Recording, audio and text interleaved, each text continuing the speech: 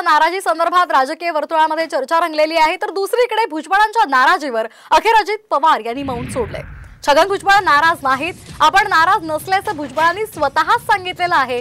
विरोधक जाणीवपूर्वक भुजबळ नाराज असल्याच्या बातम्या पसरवत असल्याचा आरोप अजित पवार यांनी केलाय।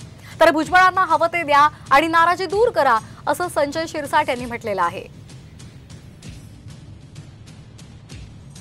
स्वतः भुजबळांनी काल सांगितलं मी याच्यामध्ये नाराज नाही, प्रफुल्लबाईंनी सांगितलं, तटकरेंनी सांगितलं, तरी देखील काही जण मग आमचे विरोधक असतील किंवा आमचे फार जवळचे मित्र असतील हे आमचा फार विचार करतात असे त्यांनी अशा बातम्या टिकवलेल्या आहेत। त्या बातम्यात तसूभर देखील तथ्य नाही।